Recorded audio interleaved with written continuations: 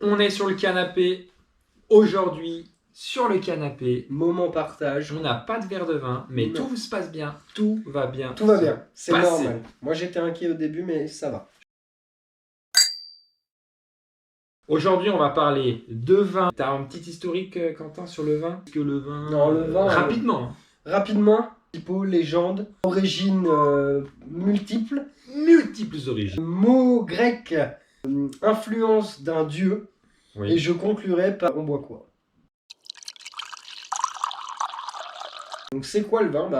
Pour moi déjà bêtement et basiquement c'est une boisson. Je le vois comme ça. Et après je pense que c'est une des boissons partage sur laquelle on peut vraiment déblatérer, parler. On en a déjà parlé dans notre vidéo d'ailleurs.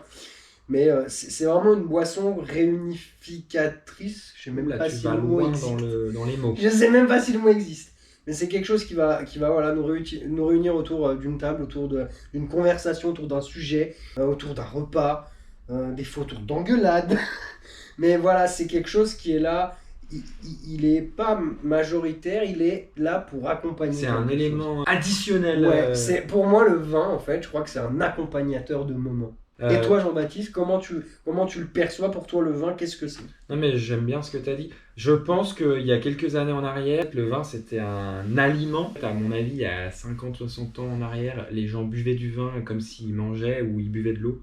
Mais comme tu l'as dit, c'est plutôt aujourd'hui en accord avec ce qu'on fait. On va à un repas, on amène une bouteille de vin.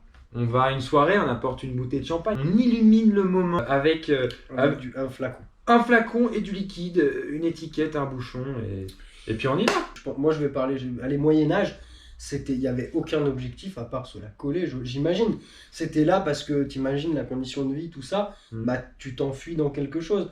Alors, donc l'alcool, typiquement, c'est trendy, c'est vraiment tendance de se dire que le vin, c'est un produit d'accompagnement et c'est quelque chose qui est là pour améliorer, encore une fois, un moment, un repas ou X choses. Quoi. Après, j'étais pas invité aux soirées du Moyen-Âge, du coup, je sais pas trop comment ça se passait. On imagine quand même que ça devait être des bons... voilà quoi. Pompey up. À être level. Tu vois Jean-Baptiste, là le curseur a été pété à cette époque-là. Donc deuxième question, les acteurs, du vin, ceux qui interviennent. Donc pas les acteurs de film, on parle vraiment des acteurs de vin. Les intervenants du Les spectacle. intervenants du Le spectacle spectacle du du vin. Il y en a plein. Il y a Ça va. dans tous les sens. En Ça fait, va dans il y a tous les plein sens. de métiers, directs et indirects dans le vin, c'est génial. Un moyen de créer des milliers d'emplois en France et dans le monde. On peut faire un petit récapitulatif des acteurs majeurs. Vous dire, c'est que ça crée de l'emploi, mais là, le vin, on va vraiment vous montrer que la énorme. filière est immense. Énorme. On va survoler le sujet. Puis de toute façon, on n'y connaît rien. Et en plus, on n'y connaît rien. Mais c'est quoi le vin? On va vous parler de ça et mettre en avant que finalement, c'est quand même une structure qui est bien accompagnée. Qui est gigantesque. Faisons les choses simples et dans Un l'ordre. peu dans l'ordre, allez. On peut partir par exemple du vigneron. Mhm. Voilà, il fait ses petites vignes, il fait son petit vin. Est-ce qu'il y a quelqu'un qui peut venir des fois encore en amont que le vigneron dans les... Ouais, il peut y avoir par exemple un géologue pour faire des études de sol et savoir quelle est la composition du sol, quel cépage on va planter sur le sol. Comment on va pouvoir travailler finalement sur cette parcelle, quoi. Comment on va travailler la vigne sur cette parcelle. Donc, Déjà, vous avez un acteur qui est quand même rare, mais qui peut être là, concrètement, le géologue, qui est souvent là. qui va faire l'analyse des sols. Ensuite, comme tu l'as dit, t'as le gars qui va te faire du raisin avec à un moment qui fait du donné raisin. un bout de vigne, quoi. T'as même des fois un gars qui fait la vigne et un gars qui fait le vin. Ouais. Ou ça peut être le même. Ouais. Et puis aussi, tu peux avoir des œnologues qui vont assister les gars qui font le vin. Pendant la réalisation. Pendant la réalisation du vin. Tu peux avoir des sommeliers qui assistent les œnologues, qui assistent les vignerons pour les assemblages. Tu peux avoir des cavistes ou des commerciaux aussi qui assistent. Bien sûr. Comme Jean-Baptiste l'a dit, vous avez des... Comment on peut les appeler ces gens? Des viticulteurs. Des viticulteurs. Et ensuite, vous avez la partie cave, où là, c'est la vinification. Et Cavistes ou vignerons. Voilà, et c'est vrai que des fois, ces deux activités-là sont scindées. Et il y a un truc que moi, je veux parler, qui vient entre les deux. Et que si ces gens sont pas là, les domaines peuvent pas faire ça. C'est les vendangeurs. C'est des gens, donc nouvel acteur, Ils sont du costauds. vin, les vendangeurs. Les vendangeurs, c'est les clients majoritaires des kinés.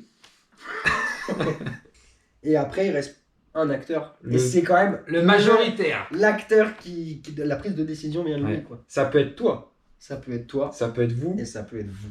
Quelque chose d'hyper important dans le monde du vin, c'est le prix. Le nerf de la guerre. En fait, c'est dans tous les milieux. Le fil conducteur même, je dirais. C'est-à-dire, combien coûte une bouteille de vin? Combien tu es prêt à mettre dans une bouteille de vin? Est-ce que c'est justifié? justifié? Pourquoi? Pourquoi le prix est plus élevé ici qu'ailleurs? On va rapidement vous expliquer ça. Ouais. Toi, tu mets combien dans une bouteille de vin? Alors là, prix psychologique que moi je suis prêt à mettre, en sachant que les vins, j'achète beaucoup de vins bio, biodynamiques et naturels. Ils sont un peu plus chers. Voilà, et voilà, le prix moyen est à 12 euros. Non, pourquoi vous avez des vins qui coûtent des milliers d'euros, des bouteilles qui coûtent des milliers d'euros, des domaines qui vous obligent, si vous voulez telle bouteille, à prendre d'autres bouteilles, etc. Et ben je pense que c'est simple. C'est un marché, hein. Et puis c'est le sol, quoi, le terroir, le sol, l'endroit, the place, c'est important. Où se trouve le vin? En fait, c'est la valeur foncière du terrain. Très basique, mais la base c'est ça en fait, c'est que c'est comme dans l'immobilier. Si le terrain coûte cher, le vin qui est dessus forcément coûtera cher.